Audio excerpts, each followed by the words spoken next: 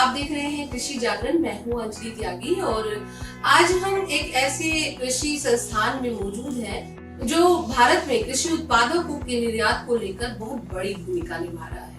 अभी हम मौजूद हैं एपिडा के दिल्ली के मुख्यालय में और हमारे साथ मौजूद हैं एपिडा के जनरल मैनेजर वीके विद्यार्थी जी और उनसे जानेंगे उन सवालों के जवाब जिनको लेकर कहीं न कहीं उत्पादकों व एफपीओस के मन में संशय बने रहते हैं। विद्यार्थी जी, आपका स्वागत है कृषि जागरण के इस मंच पर। नमस्कार सर। नमस्कार। सवालों का सिलसिला शुरू करते हैं। सबसे पहले जो मेरा आपसे सवाल है सर कि एपिडा की क्या मुख्य भूमिका है और किन किन बिंदुओं पर एपिडा काम कर रहा है भविष्य के लिए? सबसे पहले मैं आपको थोड़ा सा एपिडा के बारे में बताऊंगा। एपिडा एक भारत सरकार की एक ऑटोनोमस बॉडी है जो कि ministry of commerce and industry, department of commerce के अंतर्गत आता है। एपिडा का जो मुख्य उद्देश्य है वो भारत से जो कृषि निर्यात है उसको प्रोत्साहन देना और उसको बढ़ावा देना है। हम एपिडा जो है बहुत सारी अपनी फाइनेंशियल स्कीम और प्रोग्राम लगातार करते रहते हैं जिससे कि हम अपनी एग्रीकल्चर सप्लाई को एक्सपोर्ट ओरिएंटेड बना सकें और जो भी हमारी एग्रीकल्चर सप्लाई चेन है उसको इम्प्रूव करने के लिए इम्पोर्टिंग कंट्रीज की एक्सप्रेस रिक्वायरमेंट के हिसाब से उसके लिए लगातार सेंसिटाइजेशन ओरिएंटेशन प्रोग्राम्स केवीकेज के थ्रू और अन्य संस्थाओं के थ्रू हम लगातार उनको करते रहते हैं। और विदेशों में हम एग्जीबिशंस के थ्रू और वर्चुअल बायर सेलर मीट्स के थ्रू और हमारी जो सोशल मीडिया के थ्रू जो हमारे कृषि उत्पाद हैं उनकी जो मुख्य विशेषताएं हैं और उनको किस तरीके से विदेश में भेजा जाना है उसको हम हाईलाइट करते रहते हैं और उसको जो हमारी जो एग्रीकल्चर हेरिटेज है और जो हमारे कृषि उत्पादों की मुख्य विशेषता है उन विशेषताओं को जो भी माध्यम होते हैं उन सब माध्यमों का इस्तेमाल करते रहते हैं।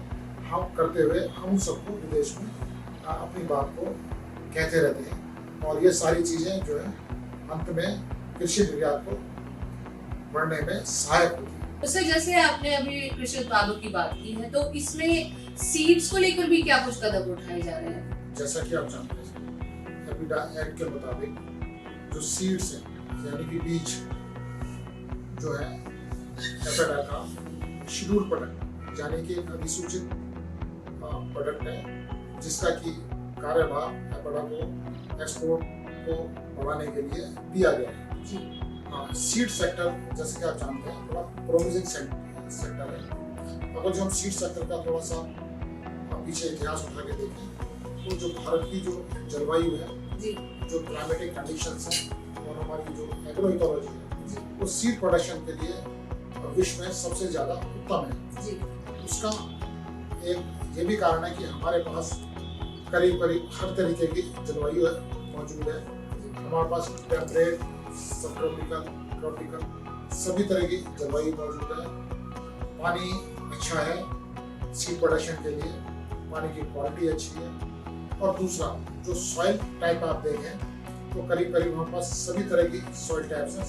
मोर देन 70-80% टाइप्स सॉइल जो होती है पूरे विश्व के अंदर वो भारत के अंदर मौजूद है। कृषि का इतिहास देखें तो भारत शुरू से ही एक कृषि प्रधान देश रहा है और भारत की जो अर्थव्यवस्था है वो हमेशा कृषि पर रही है।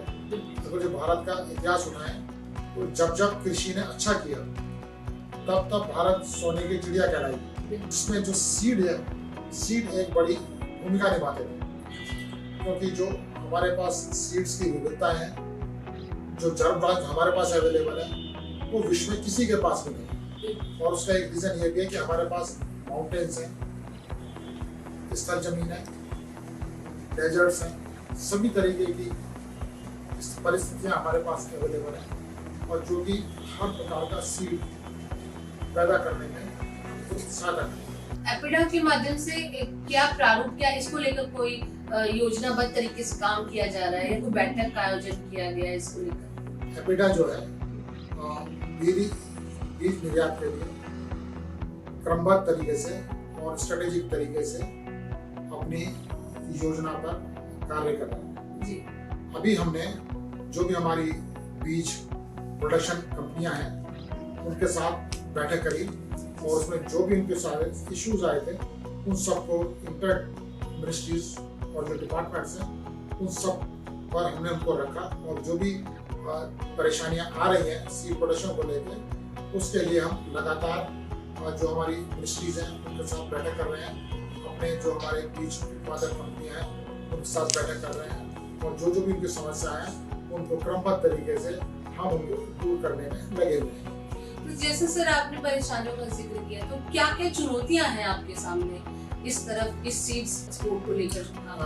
काफी चुनौतियां, लेकिन जो प्रमुख चुनौतियां हैं वो हम एक सीड टेस्टिंग लेबोरेटरीज को कह सकते हैं। और सीड टेस्टिंग लेबोरेटरीज के लिए हमने Indian institute of seed science जो कि मऊ उत्तर प्रदेश के अंदर है उसके साथ भी हमारी चर्चा चल रही है और वहाँ पर हम कोशिश कर रहे हैं कि एक सीड टेस्टिंग लेबोरेटरीज लगाई जा सके और जिसके अंदर हर प्रकार के जो सीड्स हैं उनकी क्वालिटी का टेस्टिंग हो सके और ये जो टेस्ट पैरामीटर्स हैं ये सारे जो विश्व के सीड टेस्टिंग पैरामीटर्स हैं उसके अनुसार ये होगी। जहाँ तक मुझे याद है कि एक आपकी बैठक का आयोजन भी किया गया था 2021 में सीड्स एक्सपोर्ट को लेकर, तो उसमें जो जिम्मेदारियां और जो रिस्पॉन्सिबिलिटीज दी गई थी तो वह सिरे नहीं चढ़ पाई, तो कुछ क्या खास कारण इनका रहा है? बैठक के लेके हमने जो है क्वारंटाइन डिपार्टमेंट्स को, मिनिस्ट्री ऑफ एग्रीकल्चर को और Indian institute of seed science उनको पत्र लिखे हैं जी। तो जो भी समस्याएं थी सबको पत्र लिखे और उनसे हमने चर्चा करी है और उन्होंने हमको विश्वास दिलाया है कि इन सब जो भी हमारे इश्यूज हैं मेजर इश्यूज उन सब के ऊपर हम आपको जल्दी उत्तर देंगे। सर जैसे सीड्स की बात करते हैं तो राज्य स्तर पर भी बहुत सी ऐसी प्रजातियां हैं हमारे फसलों की और बहुत पुरानी ऐसी सीड्स आज भी किसानों के पास मौजूद है जिनको अगर बड़े लेवल पर विकसित किया जाए तो उनको एक्सपोर्ट भी किया जा सकता है और बाहरी देशों में उनकी डिमांड भी काफी बढ़ने की उम्मीद की जा रही है। तो क्या राज्यों के साथ कोई समन्वय किया जा रहा है ऐसे सीड्स को बढ़ावा देने के लिए? हाँ, इस विषय में मैं आपको अवगत करवाना चाहता हूँ कि जो भी हमारी इंडिजिनस वैरायटीज हैं जी और सीड्स को लेके या हमारे एग्रीकल्चर प्रोड्यूस को लेके या हमारे एग्रीकल्चर प्रोड्यूस हैं जो कि भारत में एक विशेष भूभाग के अंदर ही उत्पन्न हो सकते हैं, उसके लिए भारत सरकार ने एक जीआई एक्ट बनाया हुआ है। उस एक्ट के अंदर जो हमारे एफपीओज हैं, एफपीसीज हैं, कृषकों की संस्थाएं हैं और स्टेट गवर्नमेंट्स हैं और हमारी और एग्रीकल्चर की जो संस्थाएं हैं, कृषि संस्थाएं हैं, वो जो जीआई रजिस्ट्री चेन्नई में है उसके पास जाके एक उसको जीआई रजिस्टर करा सकते हैं। और हम लगातार जो है जीआई फेस्टिवल कर रहे हैं जिससे कि जो हमारी जो इंडिजिनस वैरायटीज हैं जो इनहेरिटेड वैरायटीज हैं जो कि इंडिया की स्ट्रेंथ है उनको हम दुनिया के सामने ला सकें। अभी आने वाले हम समय में दिसंबर के महीने में हम बनाना के ऊपर एक त्रिची के अंदर पूरा एक जीआई बनाना फेस्टिवल कर रहे हैं। उसके अंदर जो 7 हमारे जीआई बनाना है जो भी हमने रजिस्टर्ड करे हैं और ऐसी कुछ वैरायटियां बनाना की जो भी छूट गई हैं उन सब वैरायटीज को आगे रजिस्ट्रेशन कराने के लिए हम जो लोगों को संपर्क करेंगे और फिर आगे उसको प्रोत्साहन के लिए विदेशों में भेजने की तैयारी करेंगे और हम अपने बनाना को एज ए जीआई प्रमोट ज़्यादा करेंगे क्योंकि जितने भी हमारी जीआई वैरायटीज हैं, इंडिजिनस वैरायटीज हैं, उनका एक स्पेशल हेल्थ वैल्यूज है, उनका एक विशेष कैरेक्टर है। तो हमको ये दुनिया के सामने जो हमारे हेरिटेज है उसको दुनिया के सामने लाना है और यही हमारे आदरणीय प्रधानमंत्री जी का एक सपना है और प्रधानमंत्री जी के सपने को हमें साकार करना है इस सारा जीआई को प्रमोट करने के लिए। और हम आने वाले समय में करीब हर जोन के अंदर और हर राज्य के अंदर एग्रीकल्चर जीआई फेस्टिवल करेंगे। उस फेस्टिवल के अंदर हम बाहर से मीट करेंगे और जीआई प्रोडक्ट्स का एग्जीबिशंस करेंगे और कोशिश करेंगे कि विदेशों से वर्चुअल मोड में और या फिजिकल मोड में जैसे भी संभव होगा विदेशों से जो हमारे इम्पोर्टर्स हैं उनको भी इसके अंदर भाग लें। तो सर राज्यों की भी भूमिका इसमें महत्वपूर्ण रहेगी फिर? जैसे कि आप जानते हैं कि भारत के अंदर जो कृषि है एक राज्य का सब्जेक्ट है तो हम जितनी भी हमारी जो स्टेट एग्रीकल्चर यूनिवर्सिटीज हैं, कृषि विज्ञान केंद्र हैं, उन सब के साथ मिलके और स्टेट एग्रीकल्चर डिपार्टमेंट के साथ मिलके जो हमारे रीजनल ऑफिस हैं वो लगातार बैठक करते रहते हैं, ओरिएंटेशन प्रोग्राम करते रहते हैं, जिससे कि हमारे किसानों के अंदर ये संदेश जाए कि जो भी हमारे कृषि उत्पाद हैं उनकी विशेषताओं को मद्देनजर रखते हुए हम अपनी कृषि निर्यात की पॉलिसी को बना सकें और उस पॉलिसी को राज्य सरकारों के साथ मिलकर, राज्य सरकारों की कृषि एग्रीकल्चर डिपार्टमेंट के साथ मिलकर उसको जमीनी स्तर पर उसको हम लागू कर सकें। मोदी जी की आपने बात की है और मोदी जी ने अभी मिलेट को एक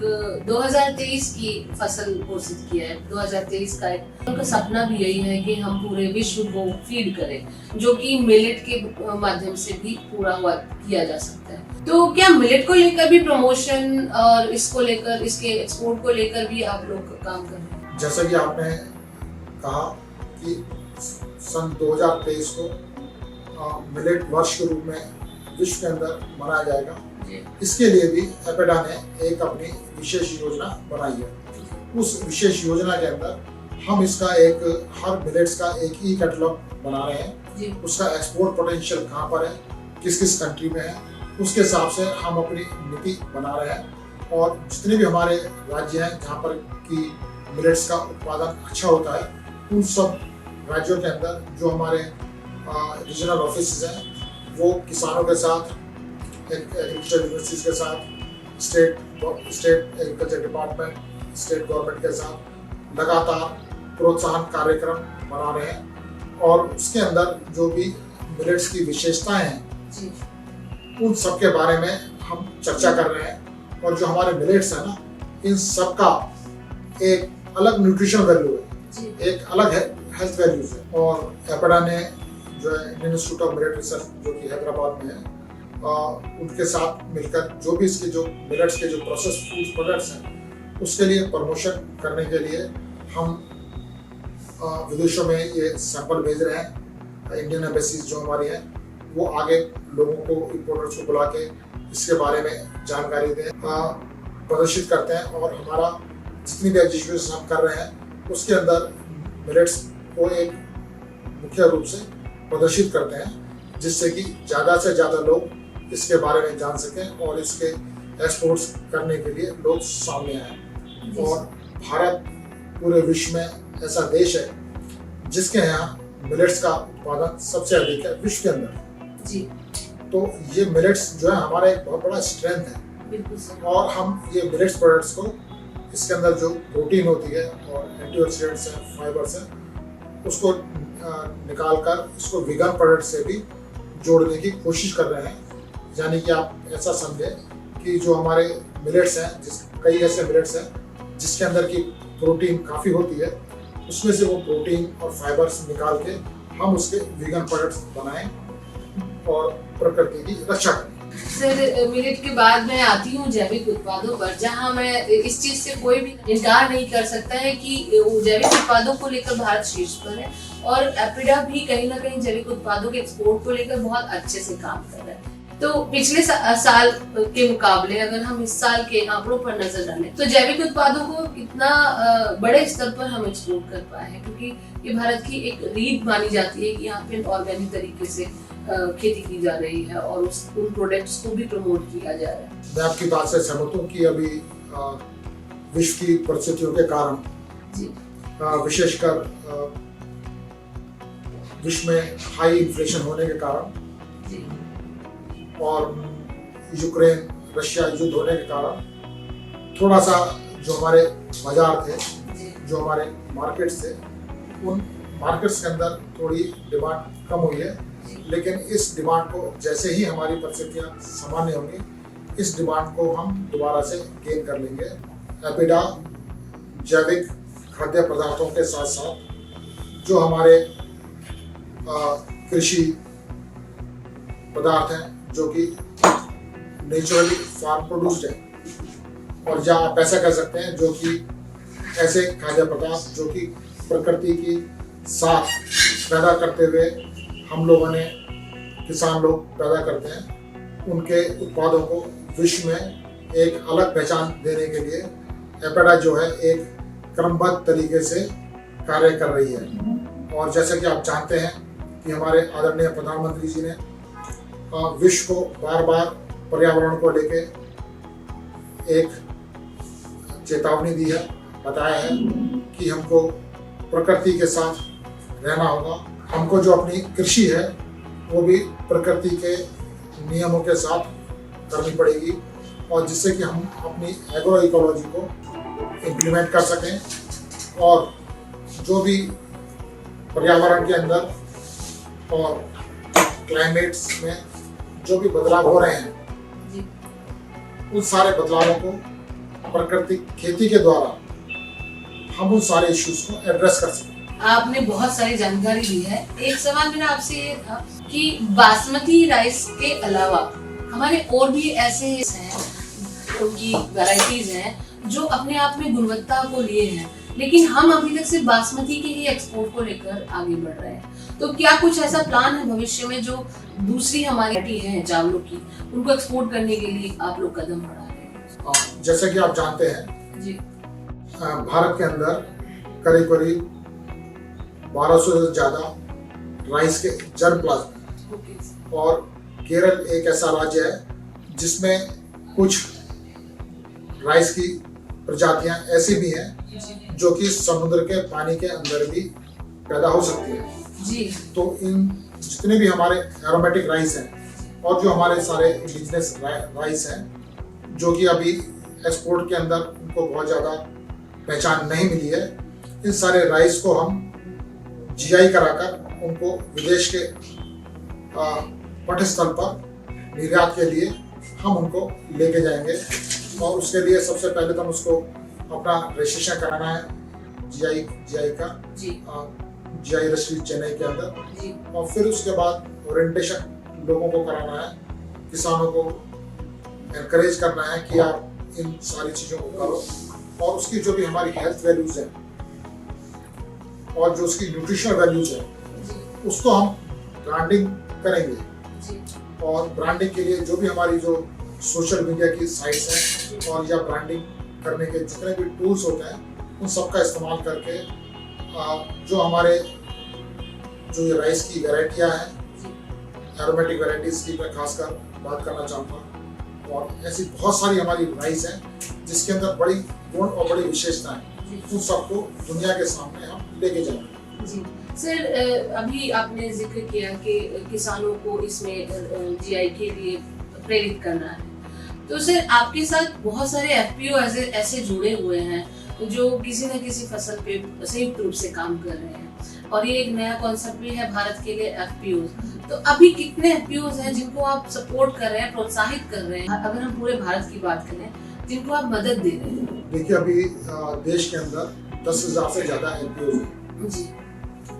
इन सारे एफपीओ को हम कोशिश कर रहे हैं अपने रीजनल ऑफिस के थ्रू, ये सारे के सारे एफपीओ पहले सबसे पहले एपेडा का सदस्य बने, और सदस्य बनने के बाद जो भी हमारी एक्सपोर्ट की फाइनेंशियल असिस्टेंस स्कीम्स हैं उसका लाभ उठाएं, और जो एफपीओ के जो प्रोडक्ट्स हैं उनको हम सारे एग्जीबिशंस में ले जाके डिस्प्ले करें, और उससे जो बायर मिलते हैं, लीड्स कल्टिवेट होंगी, उन सारी लीड्स को हम जो है एफपीओज एपीसीज को दें। और एफपीओज देश के लिए इसलिए भी जरूरी है क्योंकि हमारे यहाँ जो लैंड होल्डिंग है वो बहुत छोटी है, और एफपीओज के थ्रू हम मार्शल ऑफ रिसोर्सेज और इकोनॉमी ऑफ स्केल को अचीव कर सकते हैं, जिससे कि हम कॉम्पिटिटिवनेस इंटरनेशनल मार्केट में एफपीओज के द्वारा ला सकते हैं, और जिससे कि ये जो एफपीओज और एपीसी से एक्सपोर्ट जो है ज़्यादा से ज़्यादा हो सके।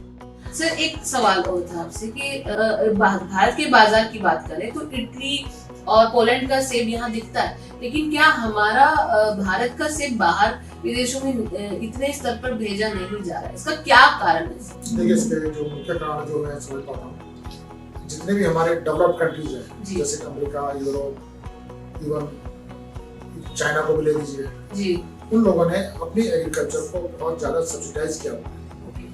ज़्यादा सब्सिडी देने के कारण उनके जो प्रोडक्ट्स हैं उसकी कॉस्ट कम पड़ती है बजाय हमारे खुद के प्रोडक्ट्स को। जी। दूसरा एक कारण ये भी है, हमारे यहाँ जितनी हमारी देश की आबादी है उस सारी आबादी को पूर्ण करने के लिए जी। अभी हमको हिमाचल जैसे और बहुत सारे राज्य बनाने पड़ेंगे जी। जो सेब का उत्पादन करें, जी। तब पूरी आबादी को ये सेब हम खिला सकते हैं। मतलब अभी कहना चाहते हैं कि हमारे पास अभी इतना उत्पादन ही नहीं है कि हम एक्सपोर्ट कर सकें। हमारे पास कंजम्पशन ज्यादा है जी। प्रोडक्शन हमें कम है जी। और इसके लिए हमको और राज्य सरकारों के साथ मिलकर कोशिश करनी होगी कि सेब का उत्पादन और गुणवत्ता जी। दोनों बढ़ाएं। अभी जो हम थोड़ा बहुत जो एक्सपोर्ट होता है वो हमारे जो आसपास के देश हैं जैसे कि नेपाल हो गया, मालदीव्स हो गया, बांग्लादेश हो गया, इन्हीं में ही हमारा अभी सेबों का एक्सपोर्ट होता है। सर अभी वो प्रोसेस्ड फूड पर भी आ गए हैं क्योंकि उनका सेब क्वालिटी की वजह माने या कुछ कि उनको स्थानीय स्तर पर भी मार्केट नहीं मिलता, तो वो प्रोसेस्ड फूड पर आ रहे हैं। तो क्या उनके प्रोसेस्ड फूड को लेकर कोई एक्सपोर्ट को लेकर कोई कदम? हाँ, इसके लिए ये है कि एपेडा की एक कॉमन इंफ्रास्ट्रक्चर प्रोजेक्ट्स की स्कीम है जी। उस स्कीम्स के अंदर पहले हमने जो हिमाचल प्रदेश है जी। उसका जो एक राज्य संस्था है HPMC जी। उनको काफी वित्तीय सहायता प्रदान करी है जी। कि ये पूरा स्टेट आर्ट टेक्नोलॉजी का एप्पल प्रोसेसिंग का और फूड प्रोसेसिंग का इंफ्रास्ट्रक्चर बनाए जी। और जिससे कि वो वैल्यूएशन हो और वैल्यूएशन करने के बाद जी। वो और उसको एक्सपोर्ट कर सके जी। स्पेशली अगर आप देखें तो कुछ जो प्रोजेक्ट है जिसके अंदर हमने ये एप्पल कंसंट्रेट जी। कुछ HPMC के कुछ संस्थाएं वो बना रही हैं जी। और उसका विदेशों में बड़ा अच्छा एक्सपोर्ट उसका हो सकता है। मतलब ये मान लिया जाए कि एपेडा की तरफ से तो कोई कमी नहीं है, लेकिन हाँ गुणवत्ता और उत्पादन के लिए किसानों को सजग रहना पड़ेगा अगर वो अपने प्रोडक्ट को एक्सपोर्ट कराना चाहे। देखिए, अगर जो किसी भी प्रोडक्ट का, फूड का, एग्रीकल्चर प्रोड्यूस का आपको निर्यात करना है जी। तो आपको जो पैकेज ऑफ प्रैक्टिसेस है जी। आपको राइट फॉर्म में शुरू से ही आपको अडॉप्ट करनी है। बिल्कुल। और उसके लिए भी जो हमारे रीजनल ऑफिसेज हैं वो लगातार किसानों के मध्य जाके जो एक्सपोर्ट की रिक्वायरमेंट्स होती हैं उसको किसानों को अवेयर करते रहते हैं, उनको बताते रहते हैं और किसान उससे लाभ उठाकर लाभान्वित हो रहे हैं। और अभी हम रिसेंटली एग्जांपल देखें, लेह लद्दाख जो कि देश का बड़ा दुर्गम क्षेत्र है और ये कोई कल्पना भी नहीं कर सकता था कि वहाँ से कुछ एक्सपोर्ट होगा। बिल्कुल सर। लेकिन वहाँ की जो स्थानीय प्रोडक्ट्स हैं लोकल, उसको भी पहली बार एपेडा के माध्यम से वो विदेश के में पहुँचे हैं जी सर। और भी जो हमारे रीजनल ऑफिस हैं और भी प्रोडक्ट्स को आइडेंटिफाई कर रहे हैं वहाँ से, जिसको कि हम विदेश में पहुँचा सकें। जी सर। तो सर ऐसा और कौन सा उत्पाद है भारत में आकर्षित करता है जो एपेडा को एक्सपोर्ट करने के लिए? ये एक सवाल है सर। अभी जैसे कि मैंने आपको बताया कि हमने भारत सरकार नेचुरल फार्मिंग के ऊपर काफी फोकस बनाए हुए हैं जी। इसी को हम ध्यान में रखते हुए और अपनी पुरानी एग्रीकल्चर हेरिटेज को ध्यान रखते हुए जो हमारे आयुर्वेद आहार हैं उनको भी हम एक्सपोर्ट करने के लिए जो हमारे स्टेक होल्डर्स हैं उनके साथ वार्ता करके एक एक्सपोर्ट का रोड मैप बनाने की कोशिश में लगे हुए हैं। जैसे कि नेशनल इंस्टीट्यूट ऑफ आयुर्वेदा और इंडियन इंस्टीट्यूट ऑफ आयुर्वेदा और national medicine herbal plant board और जो भी हमारे स्टेक होल्डर्स हैं उनके साथ हम चर्चा करके इसका एक पूरा एक रोड मैप बनाने में लगे।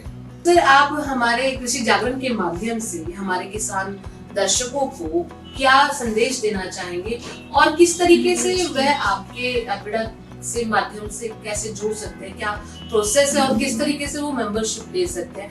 एपेडा के मेंबर बनने के लिए जो भी हमारे किसान भाई हैं उनको सबसे पहले DGFT के through import export code number लेना होगा और इंपोर्ट एक्सपोर्ट कोड नंबर लेने के पश्चात वो एपेडा की वेबसाइट पे जाकर एपेडा के अंदर रजिस्टर्ड हो सकते हैं एज ए एक्सपोर्टर।